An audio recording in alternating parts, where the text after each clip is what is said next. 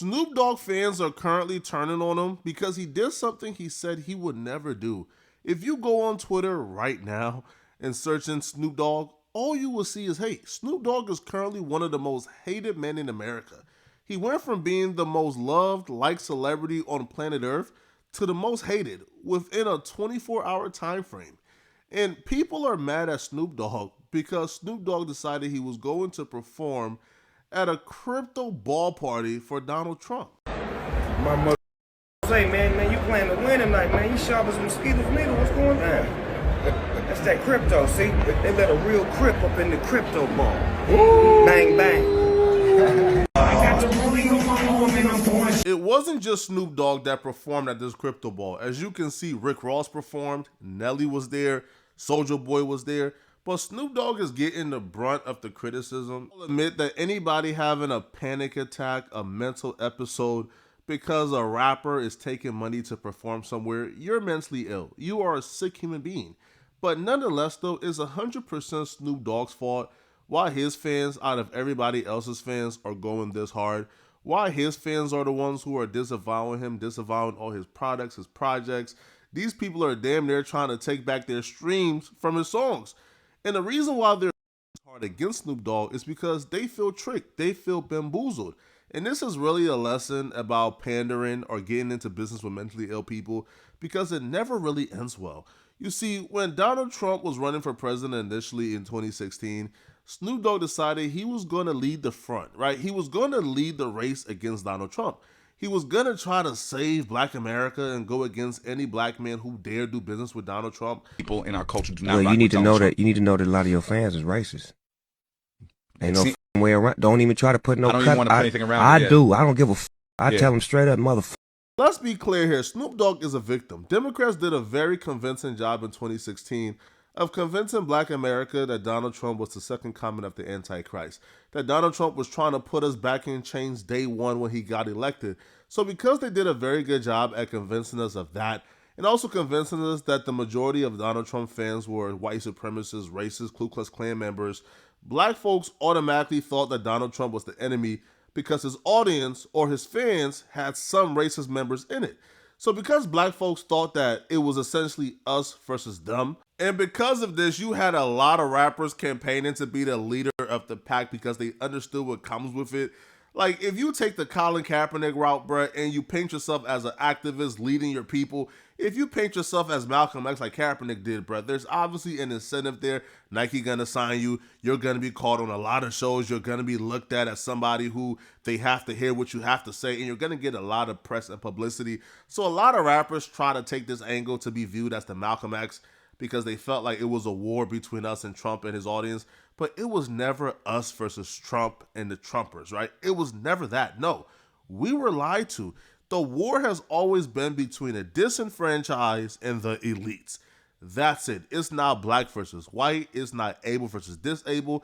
It's the disenfranchised and the impoverished versus the 1% who's hoarding wealth in this country. So Snoop Dogg, because he was so anti-Trump, trying to be the leader of the Iggas, he would take a really strong stance against Trump. If you like that nigga, you motherfucking racist. Man, fuck him. Now what? All right. Draw the line. He drew the lines. Exactly. He drew the motherfucking lines. Before him, there were no lines. Everybody was everybody. We respected everything. We didn't trip. But nigga, when you drew the line, nigga, start pointing motherfuckers out and saying, nigga, fuck y'all then. Yeah, that's how I feel. You and them. If you're just tuning in, we're talking Kanye about too, Donald Trump. nigga. Don't forget about him too. Fuck you too. Looking back at those times is so hilarious because they really convinced us Trump was Antichrist. Yo, Snoop Dogg is going off on Kanye West simply because Kanye West met Trump outside of the Trump Towers during the election campaign. That's how brainwashed Snoop Dogg was, bro. Snoop Dogg truly thought that he was the czar of virtue and anybody meeting with Trump was an Uncle Tom. All right, now... Go out there and do a country song. So ain't nobody gonna perform for Donald Trump, huh? Which one of you jigaboo ass niggas gonna be the first one to do it? I'm waiting. I'm gonna roast the one of you Uncle Tom ass for doing it. Which one of you gonna do it first? Osby's the one that performs for himself.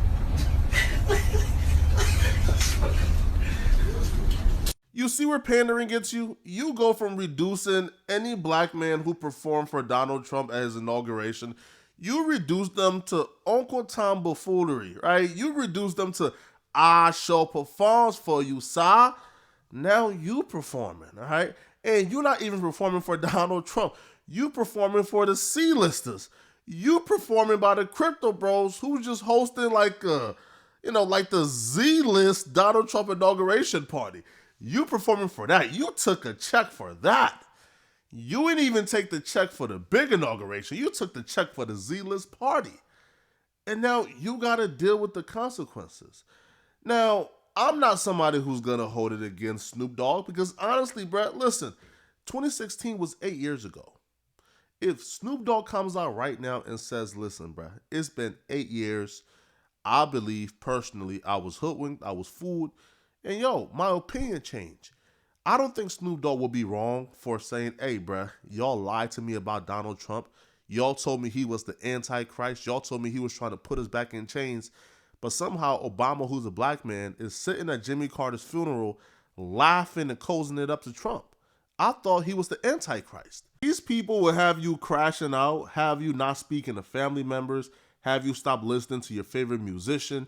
They will have you thinking that these people are the enemy if they don't agree with you politically, but then they would go to public outings with the quote-unquote opposition that we're supposed to ostracize our family members for voting for, but then they act this way with the opposition. They're friendly, laughing at jokes, having a good conversation, smiling, sitting next to each other.